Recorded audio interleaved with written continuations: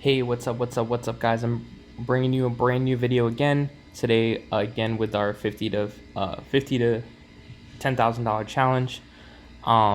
So today, I took some trades during the London session. I ended up entering GBP JPY around here.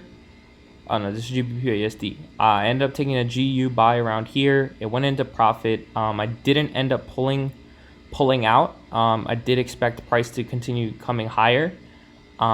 So I was initially in profit, and then price came back down, rejected the 28,700 level, and smacked and took out this double bottom, which I should have identified, and I did identify, but I was expecting, since we were starting to break this market structure right here, that price would just continue and keep going up. But as soon as I saw that should have been a big red flag, and I should have been able to pull out here in profit, wait for this stop out, and then re-enter, which I did re-enter. But I ended up closing out pretty quickly with a small profit, recovering the loss here. And then I took another GBP USD buy around here, took that, went into profit, and I held that for a little bit, but it didn't end up holding it all the way through. If I did, it would have basically smashed all targets, and that would have been a solid trade, with a 12 pip stop loss for 70 plus pips, which could have helped us further our account a lot this week, but that's not what ended up happening, as I pulled out early. GJ, I took some buys here, and quickly pulled out as we hit this TP level, because the market just didn't want to come above this high, but I knew it would eventually. So then price traded down lower, and then during the New York session, I ended up taking a buy here. But price was just stalling around here, which I wasn't really expecting. I was expecting the price to just continue flying, so I took a small profit and called it a day here on GJ. The S&P 500 ended up taking a buy around here. I saw this move right here. I fibbed it up just like this, right? We came into the 62% retracement level, and I, was expecting a buy to happen, and it did push up, gave me a little bit of profit.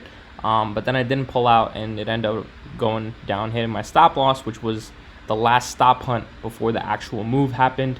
And then S&P was done accumulating, and it came up. Overall, it was a blue day though. We only made $10 today, which is not actually a little bit more than 10. We ended up closing the day with just $10.69 for the day, in all of our profitable trades.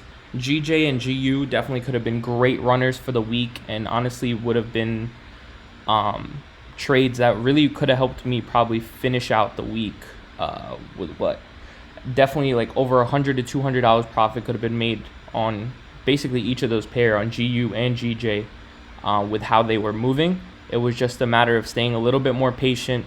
Once I saw this, and once I did get into a buy around here, I should have just held that and trusted my instinct of price coming back to take out these highs. And that right there, I had a 0.15 on, and that could have been a $50 to $60 trade itself. And then the retracement right here, re-entry, probably would have given us another $50 to $70.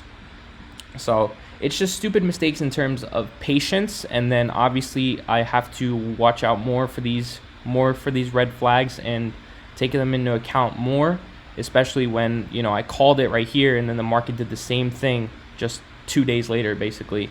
It seems to me that it likes to push down right at the end of that London kill zone the past couple of times, before it actually takes off. So I will take that into account. We do have FOMC tomorrow, so I may not trade at all, unless I catch something during London for GBP JPY. Hopefully a potential retracement to catch another buy up. Most likely I do see this market coming up much higher. We are going to be closing out the week and the month soon, so I'm expecting some good bullish moves on the pound, in terms of bullishness. The S&P, I really shouldn't even traded that. That could have been an avoidable loss. Just sticking to my GU and GJ, I think, is what I'm going to do. And unless I catch something on the crypto side of things, which I really could have. I did have this fibbed up. I was just asleep. I really could have put in a buy limit and caught this entire move on Bitcoin, which would have been around 500 pips.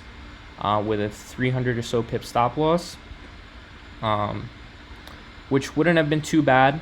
That still itself would have been, even if I just traded a 0.01, it would have been $50 to $60 on Bitcoin. So yeah, I think, you know, I've got the mojo down. I understand what I need to do. I just have to implement it a little bit better. And I think these videos are honestly helping me. Hopefully they're helping you guys a little bit as well. But let me just pull up the My FX book real quick. Show y'all I ain't fronting. I know most of the time this isn't updated, but we will see what it's at right now. Yeah, so see, it still has my GBP USD buy open, which I did end up closing out and stuff. But basically, yeah, my equity had reached almost 108 for the day, but that's not where we ended up closing out. We ended up closing out around 110. But you guys can see, like, we're winning a lot of trades. 75% win rate out of the 57 trades that it has documented so far. So we're working our way up, slowly but surely. We're working our way up, and eventually, you know, this whole graph is going to be plotted, and you guys will see, you know, when we get to that 10K mark, and that's when the real fun starts. Then it's going to be, you know, the goal to 6. Well, probably then to my first 50,000, then from 50 to 100, and then 100 to a million, and then keep on going from there and there. I plan to take this account pretty far. I just plan my first. I don't think I really want to withdraw until I get to like my first 2,500 or my first 5,000 really, and then I'll pull out maybe $500 to $1,000 and then keep going with this same account, most likely. But that's pretty much it, guys. I hope you guys enjoyed today's video. Like always, like this strategy, this style of institutional trading that I am doing, it's not my own. It's not my own creation. It's created by the Inner Circle Trader, ICT. As always, his channel and stuff will be linked in the description down below.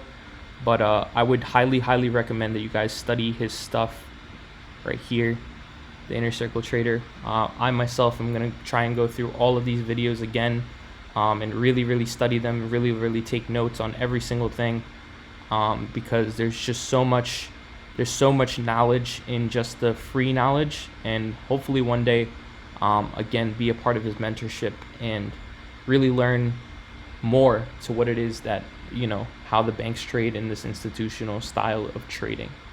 All right, with that being said, guys, I hope you guys enjoyed today's video. Go ahead, like, comment, subscribe, whatever you want to do. If you guys it's helping you, if you guys want to trade together, if you guys want to well, not trade together but study together, you know, hit me up on YouTube, hit me up on Instagram, whatever, and we'll figure it out. All right, peace.